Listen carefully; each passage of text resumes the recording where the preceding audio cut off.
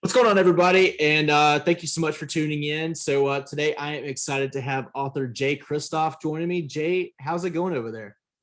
Good, man. I'm good. It's early morning here for me and late at night for you, but yeah, my days are starting, but it's all good. Yeah.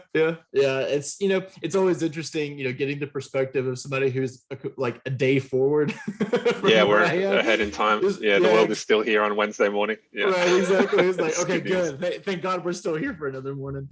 Yep. Yeah, because it's always a little jarring because I'm sitting there looking outside, and it's like pitch black, and Pitch then you're black. you're just getting that little bit of sunshine coming in. I just had my Um, morning coffee. Yeah. I probably need to have a night coffee, dude. Like it's been a struggle staying awake this afternoon. I don't know if Yeah, you no, have kids, but man, gosh, they're freaking exhausted. I believe it. I believe it. I just got a dog and he's bad enough. So Oh yeah. See, that's how we started. We decided like a year before our daughter was born, we were going to get a puppy just to like see if we could keep it alive for a year, and yeah, and right. it works, but like it does not get you anywhere remotely close to a kid.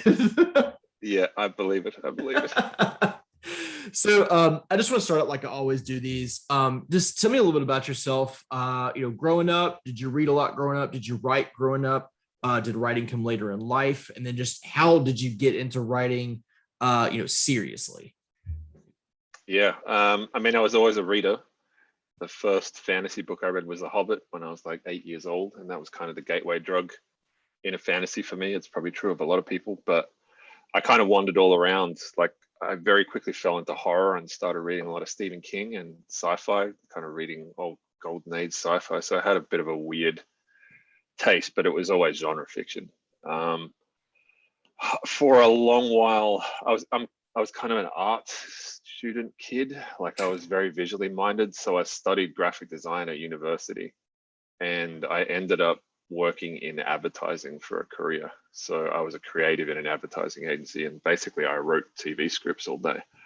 So I wrote in my spare time, but it revolved around RPGs. Like I used to DM Dungeons and Dragons games and stuff like that. So I used to, flex the world building muscles in that sense. But in terms of writing cohesive story, it really started with writing ads. Like if you can tell a story in 30 seconds with 100 words, then I mean that's what all good advertising is. It's a story. It's a 30-second short film.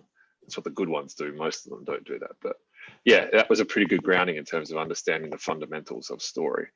But the problem working in ads is that you're throwing a lot of creative energy into it. Like it's a really cool job, and I had a lot of fun doing it. But ultimately, you don't have a lot of control over the end product.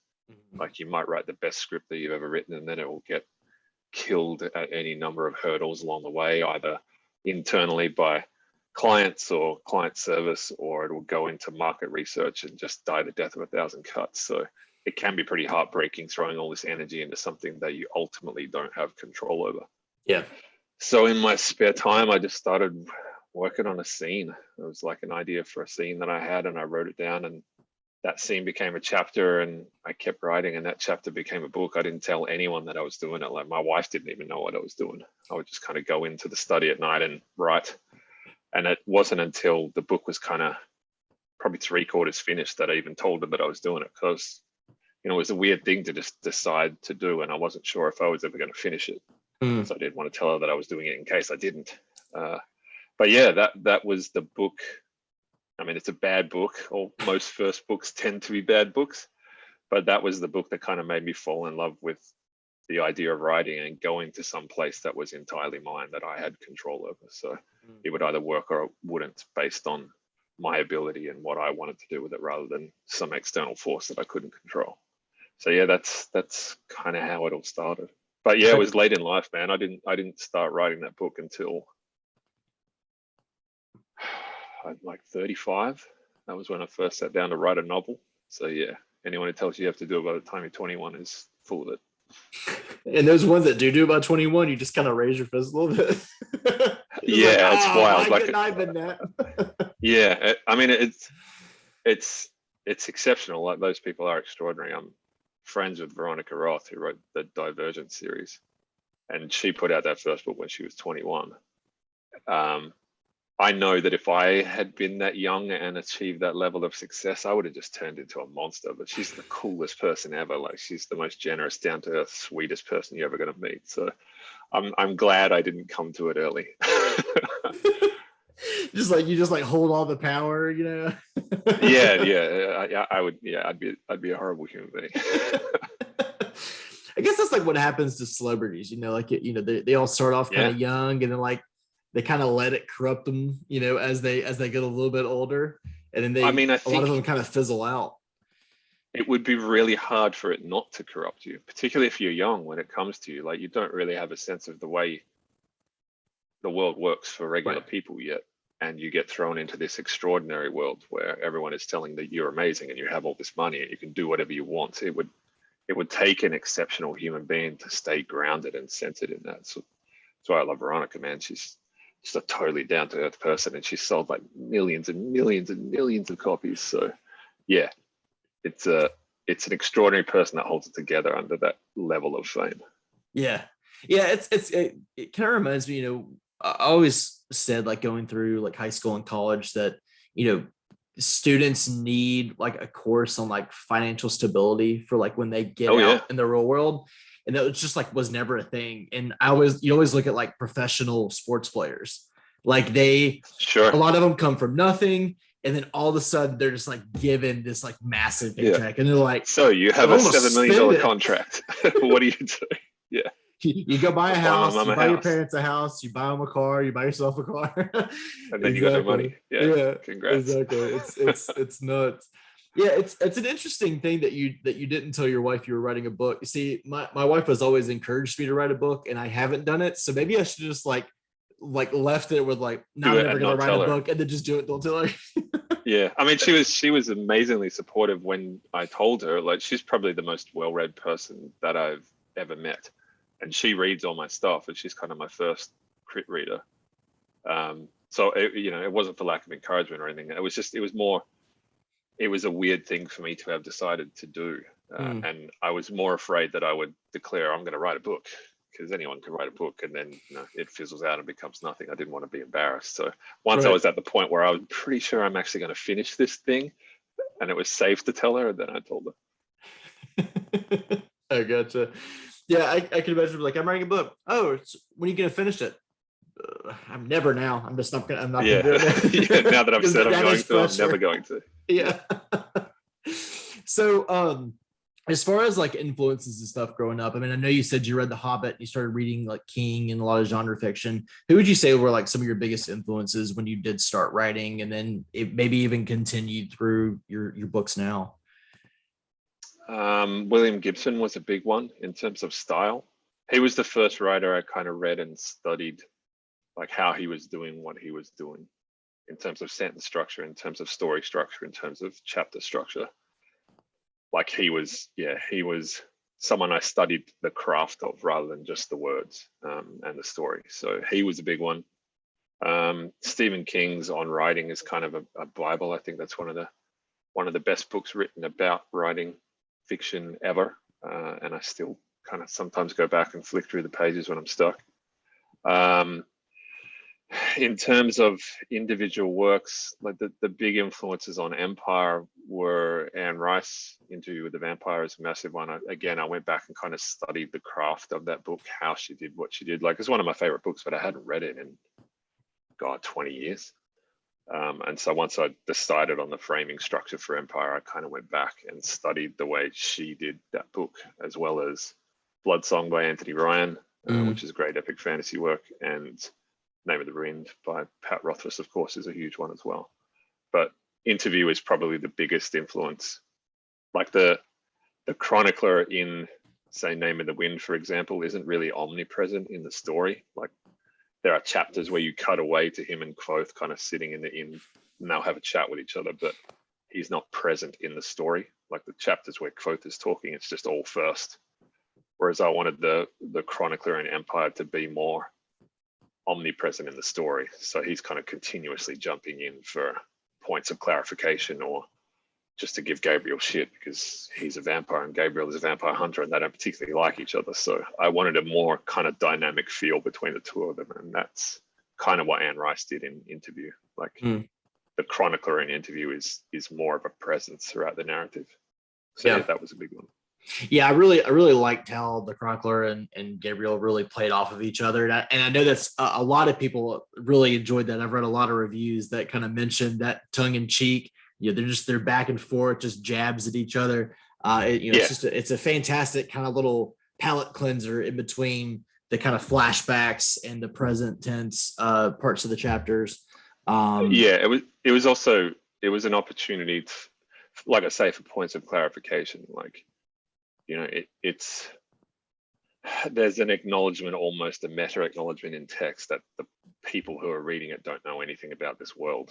And so Jean-Francois says, this book is written for people who will live hundreds of years from now in a place very different from here. So he's in part playing a role of audience surrogate as well, because it's a big new fantasy world and you need to introduce all those concepts to your readers. So it would be quite strange for two people who live in a world explaining the way their world works to each other without some kind of artificial structure built around it. Right. Otherwise, you very quickly find yourself in, John territory, Jean-Francois territory, I guess. So you kind of find yourself going, okay, so they know a lot about it, and I'm not getting clued in at all. Or why is this guy telling this vampire the way vampires work? Like, He knows. He is one. Yeah. Exactly.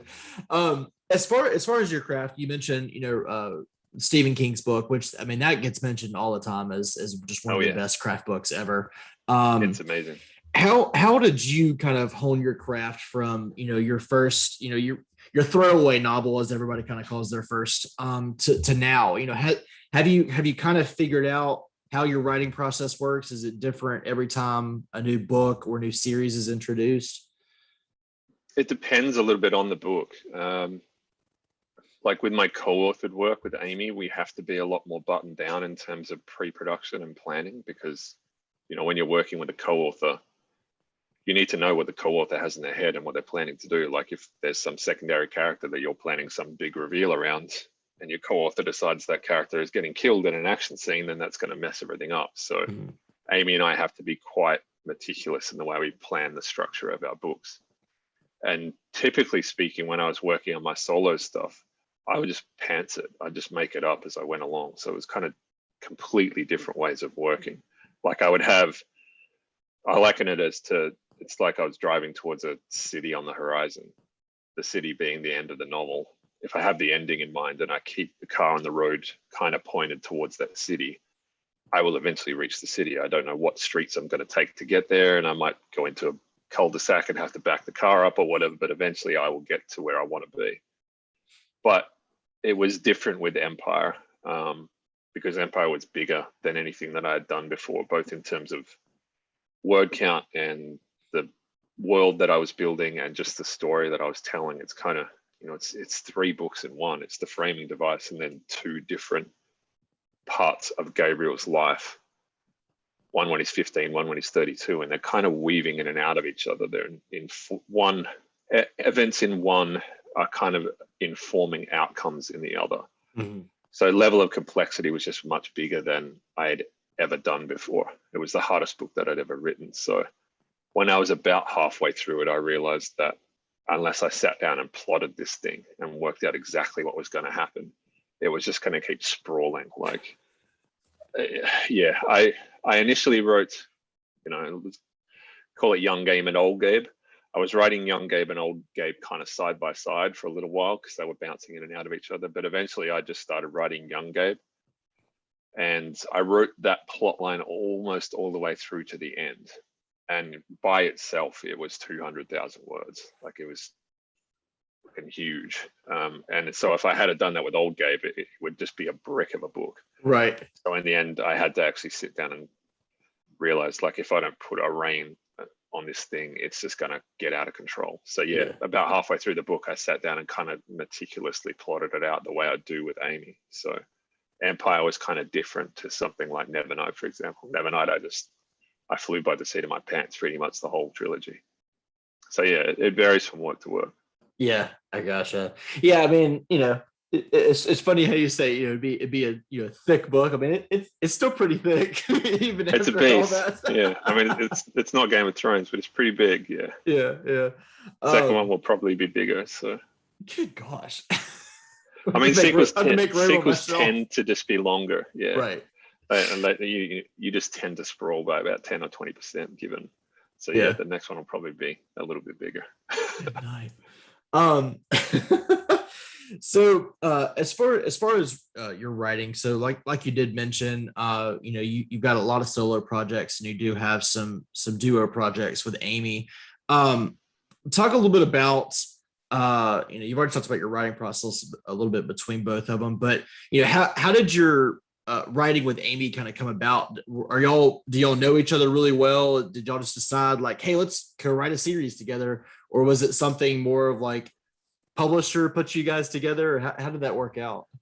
No, it was very strange. So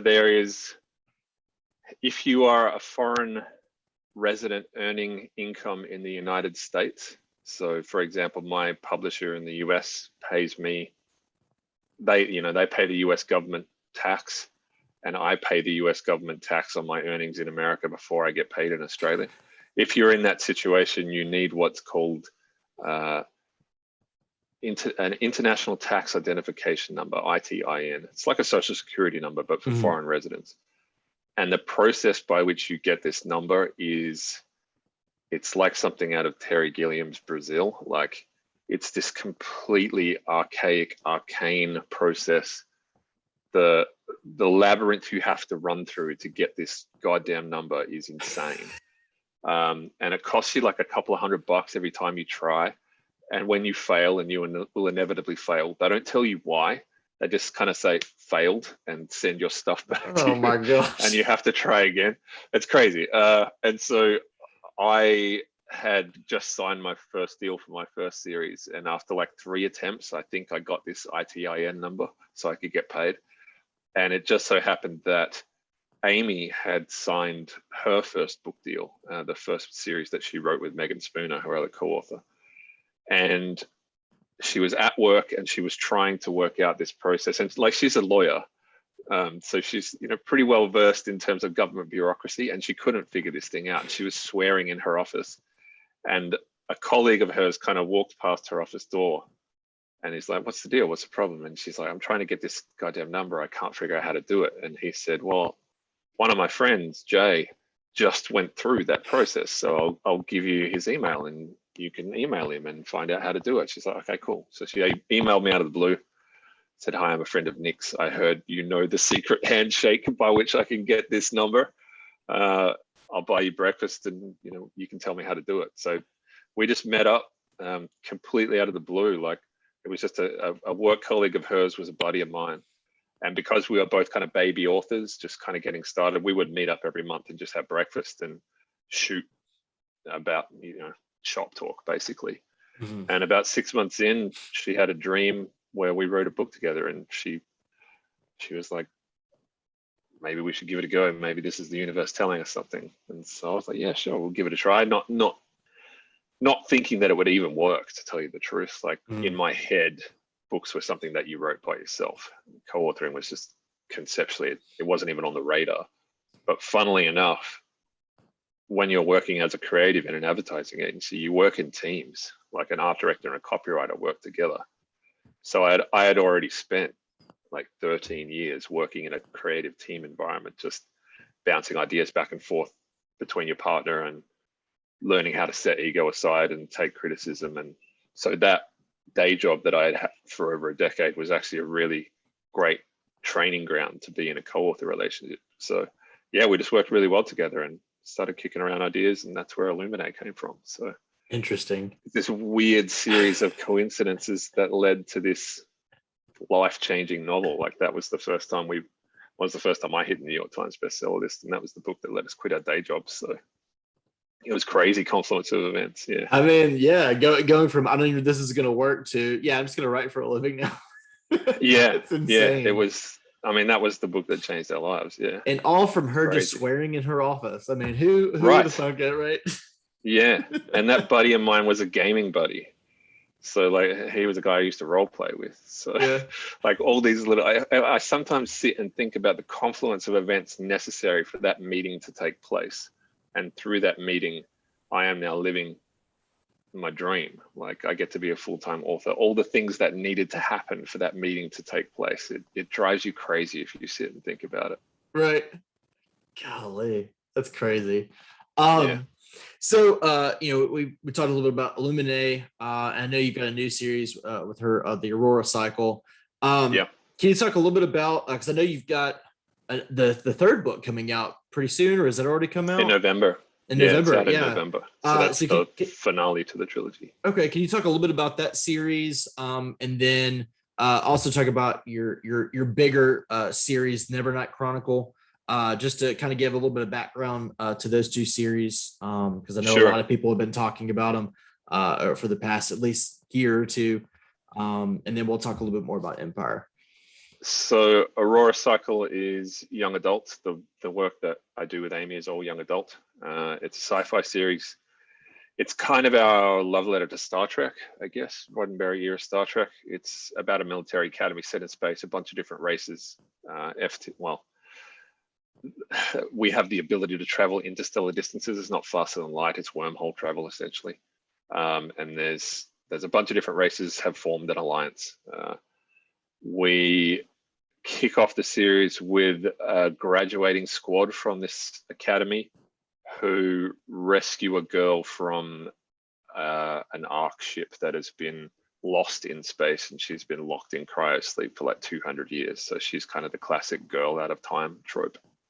And through meeting her, a series of catastrophic events kind of play out, and they end up having to save the galaxy. So it's our love letter to the sci-fi stuff that we grew up watching. So like Roddenberry era Star Trek, next gen Star Trek, Babylon 5 is a massive one. It's our love letter to the stuff that we grew up watching. So first two books are out, and the third one is out in November. That's called Aurora's End. So that's the end of the trilogy, and it's probably my favorite of the trilogy, actually. Okay. We got to go a little more sci-fi on this one, and it was a really hard book to write. Time travel is really difficult to do and make work, but yeah, it turned out to be a really cool book. It's a great ending. It's a great book in and of itself, but it's also a great ending of the series. We're really proud of it. So that's out in November. And Nevernight is my epic fantasy series. That's solo title.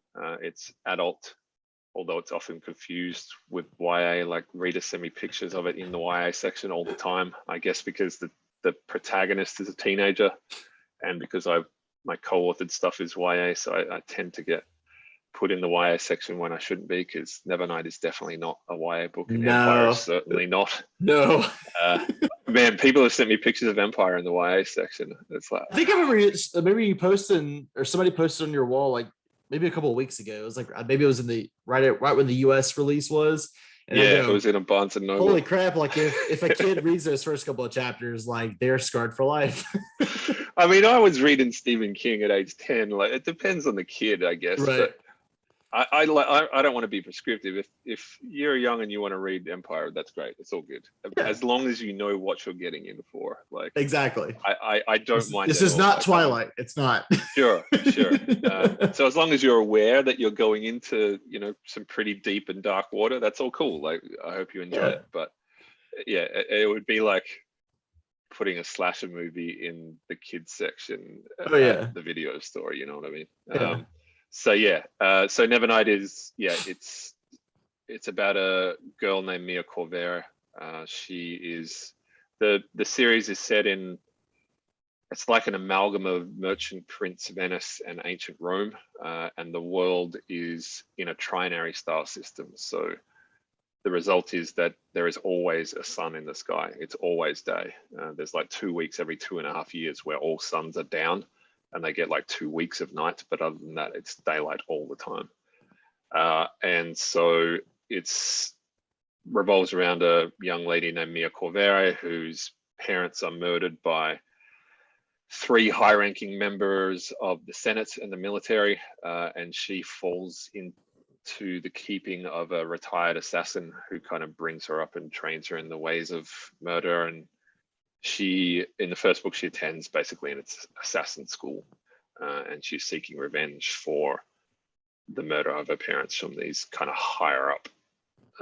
There's like a military commander, a leader of the church, and the leader of the government. So she's got kind of three big wigs that she's got to whack. And kind of over the course of the trilogy, she learns a little bit about who they are and who she is and what her role in the bigger scheme is. So yeah, that series wrapped up in 2019 with Dark Dawn, and that was really the first series that kind of put me on the map as far as epic fantasy goes. The fandom kind of developed purely organically. Like there was no fanfare when Nevernight came out. Like no one knew that book existed. It was weird. I was in, because the first book of Nevernight came out when the second book of the Illuminate series was on the horizon. So we were in Chicago, I think, that year for Book Expo America on Random House's dime. We were there early promoting Gemini, me and Amy. And I told my US publishers for Nevernight, I was like, I'm going to be in Chicago at Book Expo America on someone else's dime. Do you want to do anything promotion-wise for Nevernight? And they were like, yeah, no, it's cool. It's cool. So that kind of let me know where Nevernight kind of ranked in their sales expectations. But, you know, in defiance of all those expectations, the series just kind of took off through pure word of mouth. There was a bunch of bloggers and Instagrammers who just loved that character, and they would talk about her constantly. There was a bunch of incredible fan art done for her, and over the course of kind of the first year, it really started to build. When God's Grave dropped, it kind of started to really pop. And so by the time Dark Dawn came out, again, purely on reader word of mouth, it became an international bestseller. So that was a really valuable lesson to me in terms of just the power of the readership, and you know, the level of gratitude that I feel for the readers who did that for that series is extraordinary. Like I cannot thank you guys enough. Anybody who was part of that phenomenon, it was really special to watch. So yeah, that's Nevernight.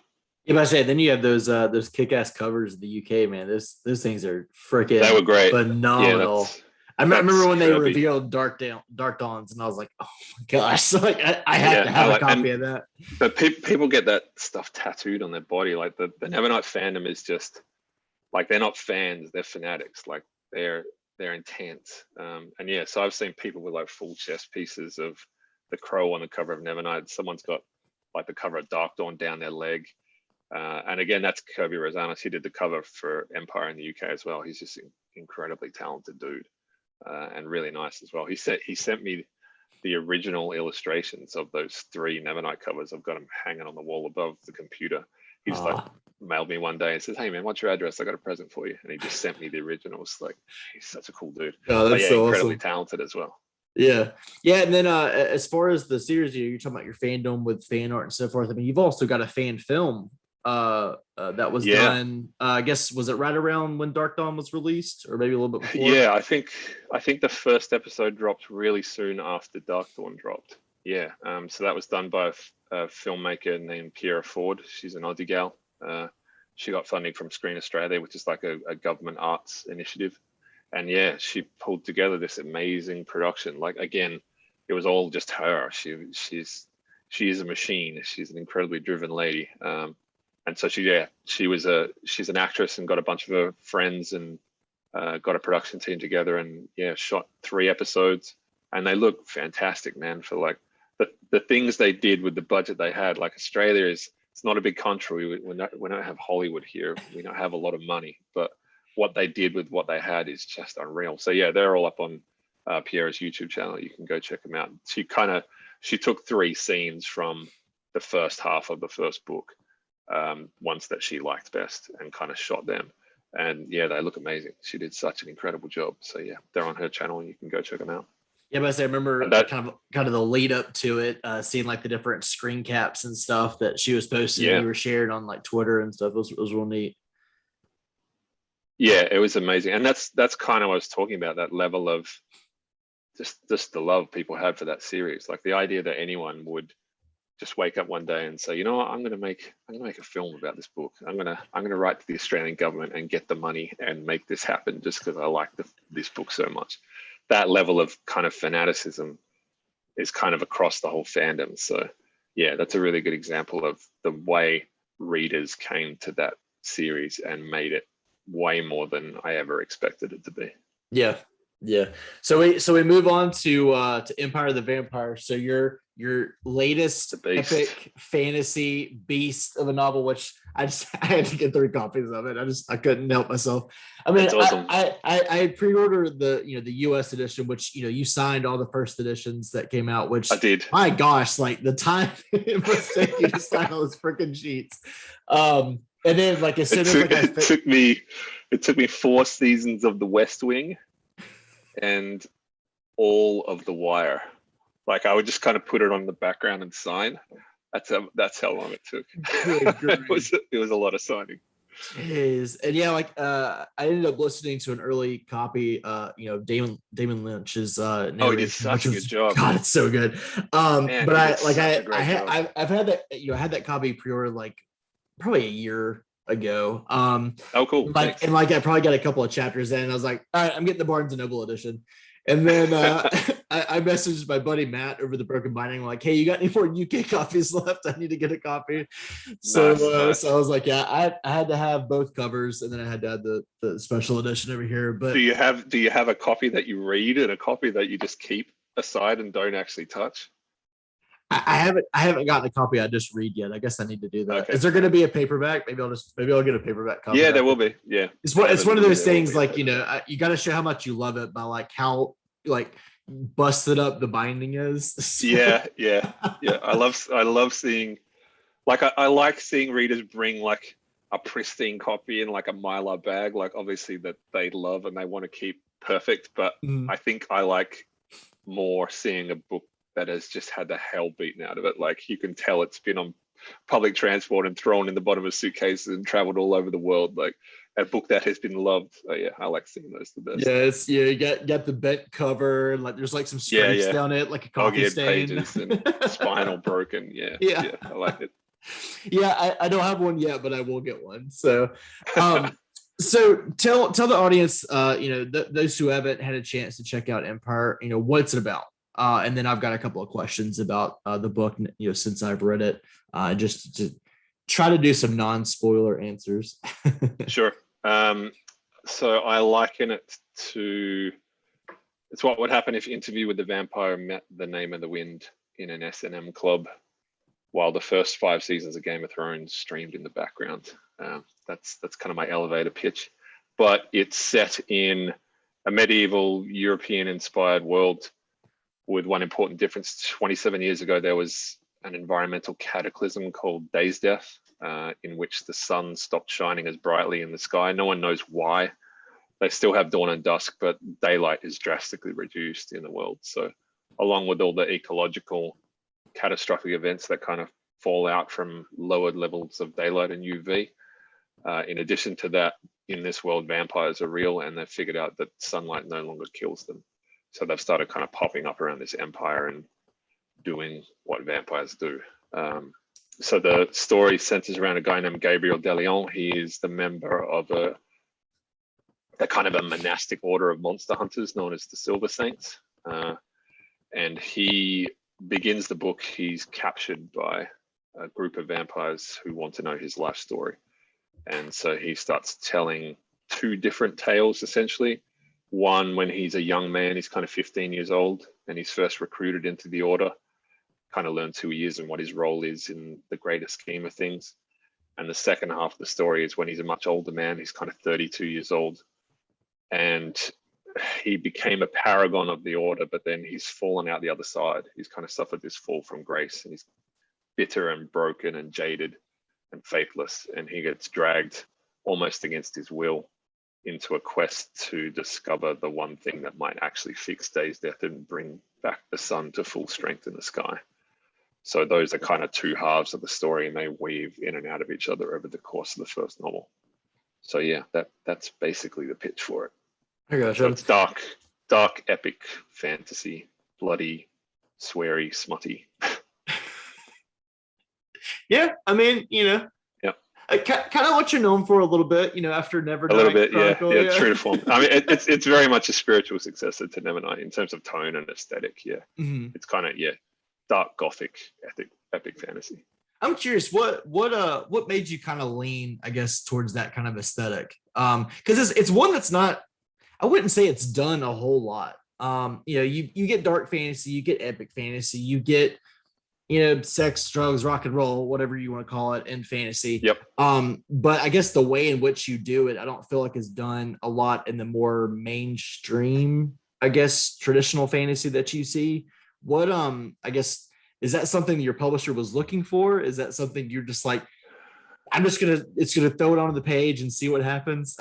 Yeah, I mean, it's the kind of storytelling that I gravitate towards. If I'm left to my own devices, I tend to stray dark. You may not know it to look at me. Nah. But yeah, I tend to have a pretty bleak and dark worldview, and that bleeds into the work. I mean, there's a group of us that do it. Joe Abercrombie is another one that I get put alongside a lot. Mark Lawrence, but they tend to be UK authors rather than American authors. I would agree. American fantasy is more, it's kind of heroic level fantasy. It's like high fantasy, I guess you could describe it. Writers like Brandon Sanderson.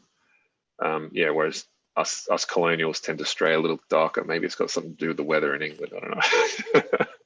It's not sunny enough over there. You guys don't have a cheery disposition. I mean, it's super sunny in Australia though, and I do it too. So I don't know. Yeah, I've seen it likened to Abercrombie for sure, and I would agree. Like some of the stuff in his first law, does have that kind of a little bit of smuttiness, like not maybe to the degree, at least to which you've done a little bit, especially in Empire, a little bit, in Gabriel's 15-year-old self.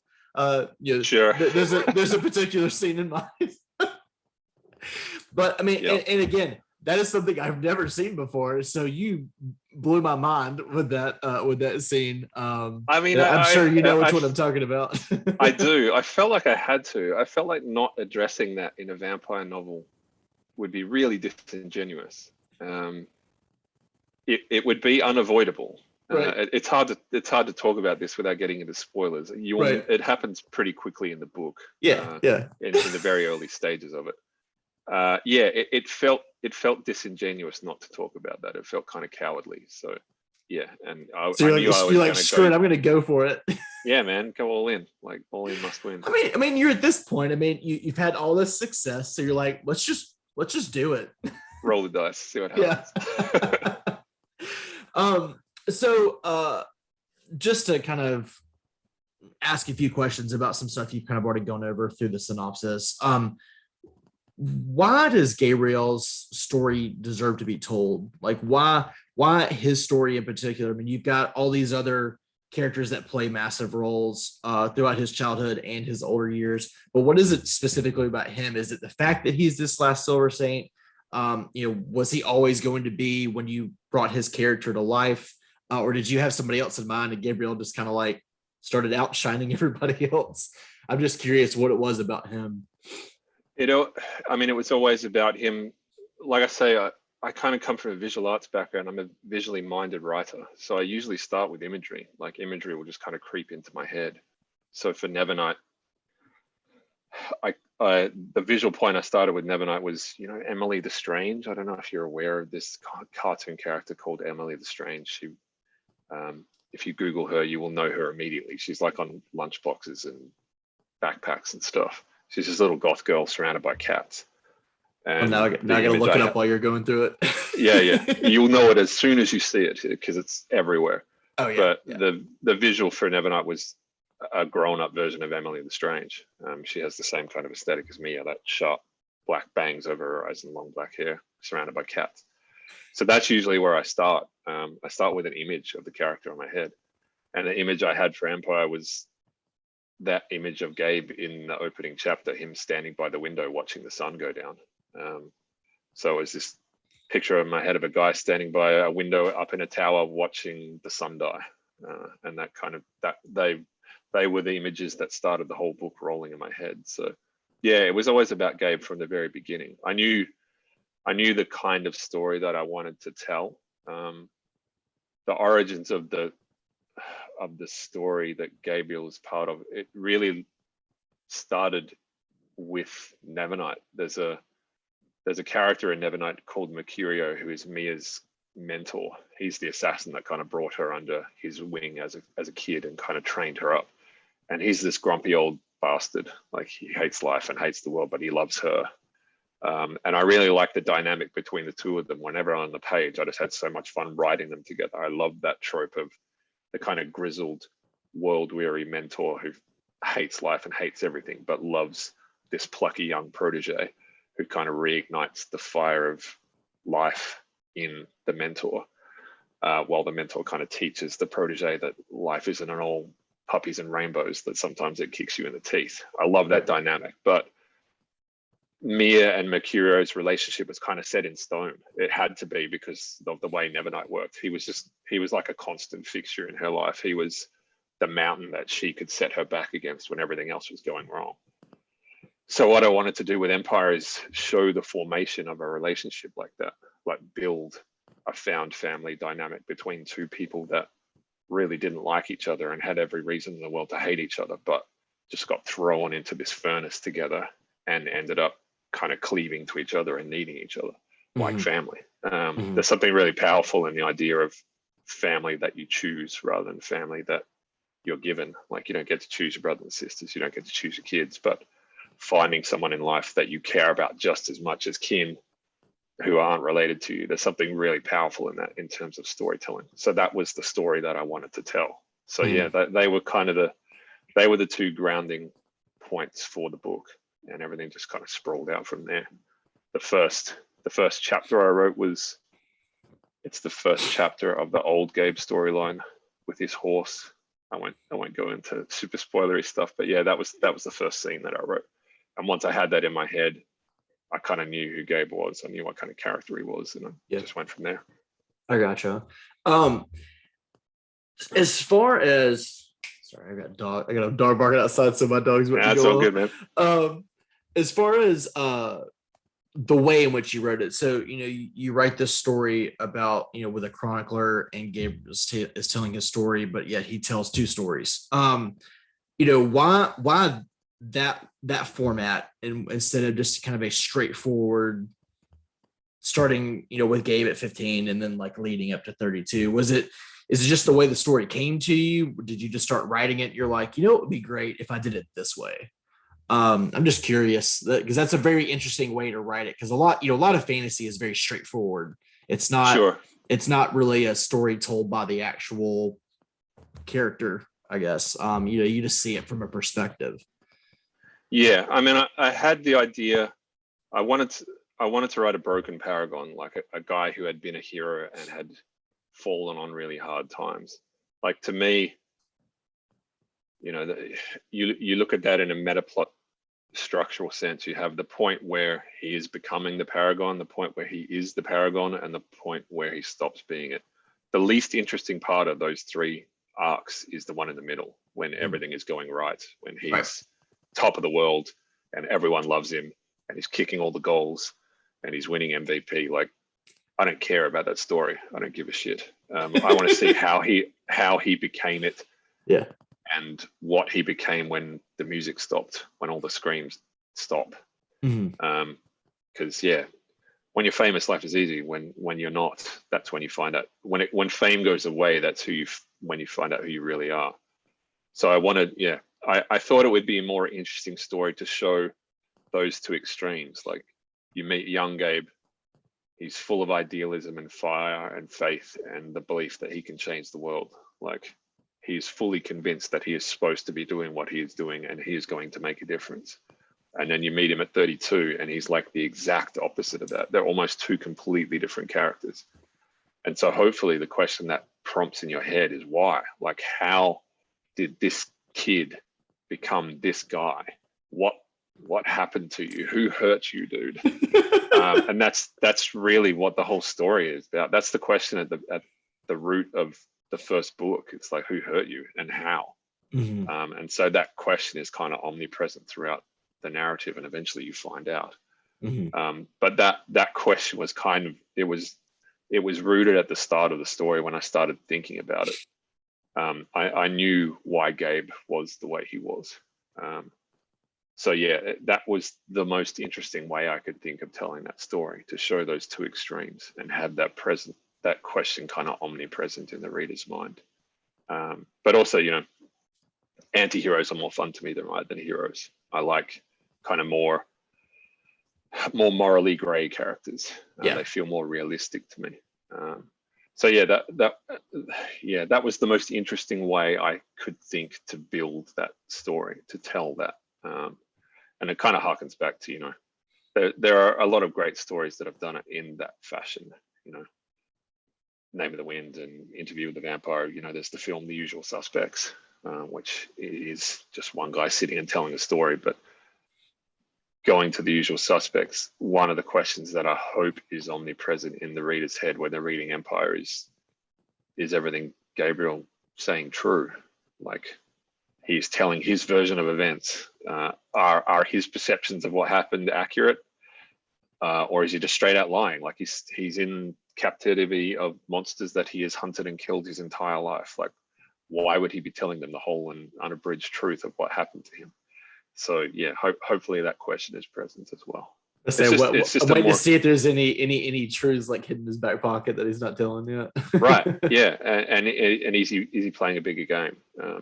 There is part of the meta plot is kind of built around the framing device. Gabriel being in captivity. How did he get there? Why is he there? Why is he talking to these people that he hates? So yeah, it's just a more interesting framing device than I was 15 and then I was 16 and then I did this cool thing and I became a hero. Like, yeah, that wasn't as dynamic to me as framing things a little bit more ambiguously. Then I was 21 and I've already been drinking for 6 years and sure.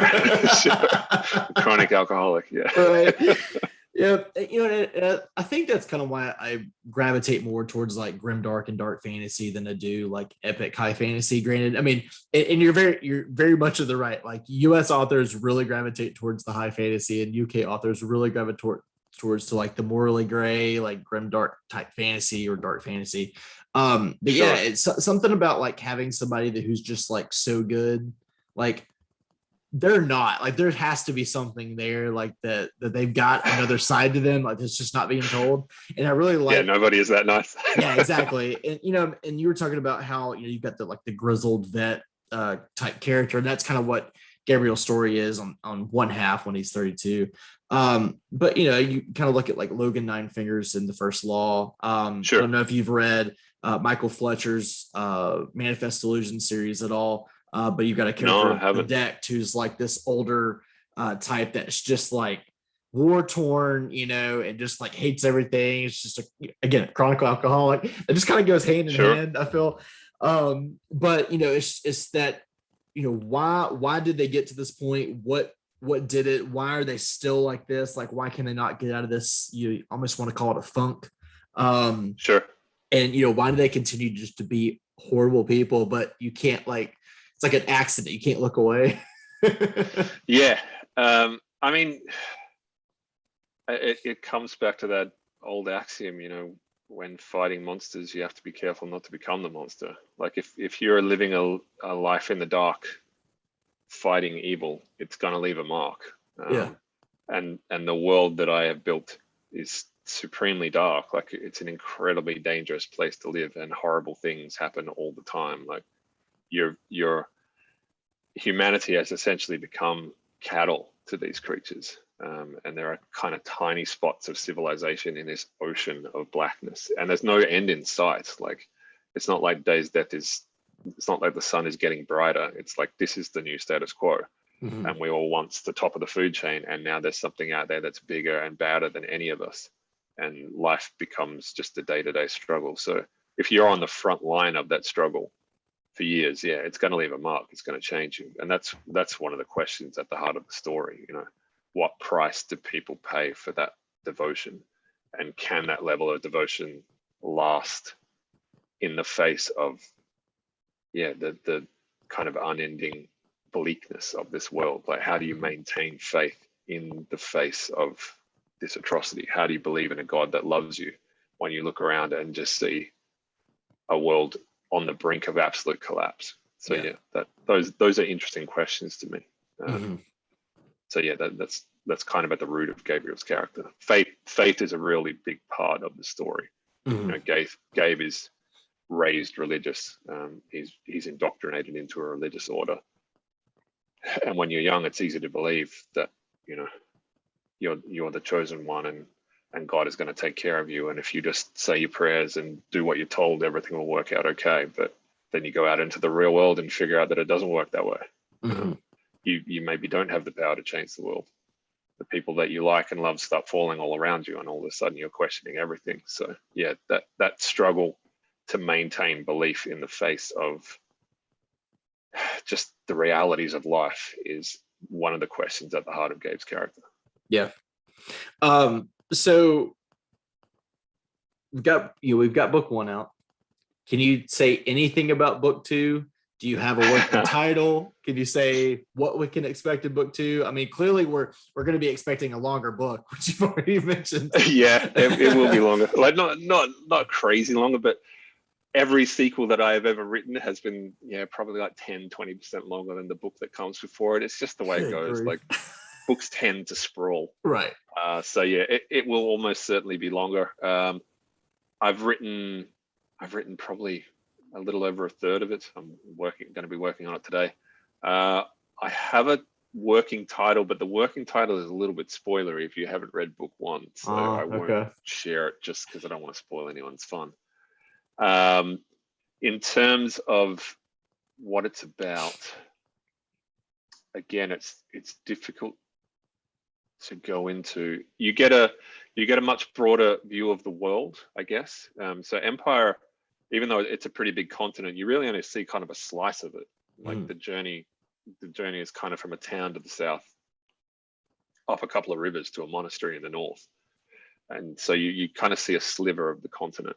Most of the action in book 2 takes place in the west, which is a country called Osway. That's the etymology and naming conventions and cultural conventions are kind of based on Scots Gaelic. So you see a little bit more of the war in the west, which hasn't been going well. You see more of vampire politics because there are multiple bloodlines and they're all kind of vying for ascendancy. One bloodline, the Voss, have been more successful than everybody else, but there are other bloodlines kind of trying to carve out their chunks. So you see a little bit more of the way that vampires interact with each other. You see more vampire politics at play. You find out a lot more about vampire history. You know, these things have been around for hundreds and hundreds of years, and the old ones know each other and they don't like each other. They're kind of, the theory behind it is, you throw 2 lions into a cage together. One of them ends up eating the other. They don't share well. They're kind of territorial and predatory. So you get to see the vampire lions kind of bouncing off each other, and Gabe kind of caught in the middle of it. But also, I can say there is a second narrator as well. I won't say who, but there is another prisoner in the tower with Gabe, and so you're getting, in book 2, you're getting 2 points of view. Ooh. And you begin to understand that, like I said, the way Gabe perceives the world, the way Gabe perceives characters in a story, are colored by his own perceptions and experiences and prejudices. So, you get 2 people telling a story about a bar fight from opposite ends of the bar. They'll probably tell you different stories. There'll be a fight, but one might know why it happened. One might see the aftermath. So you're getting different perspectives on the whats and the whys in book 2, which is really fun to play with. So that's kind of where I'm at with book 2 at the moment. Okay. I'm grinding on that. I got a letter in my inbox from my editor this morning asking when it's arriving. So I'm not answering that email for the time being. Just gonna mark that as read, and then also mail received. Yeah. Last question I got for you. Is there anything recently that you've read that you'd recommend? Hell yeah. So I finished Shadow of the Gods by John Gwynne, which is the start of his new series. He's the author of Malice. He's an English author. He's kind of in the grimdark family as well. And he just started a new series called Shadow of the Gods, and it's awesome, man. I love it. I love his writing in general, but this setting in particular is really cool. and he's great lyrically and great world building wise. So yeah, I thoroughly recommend that.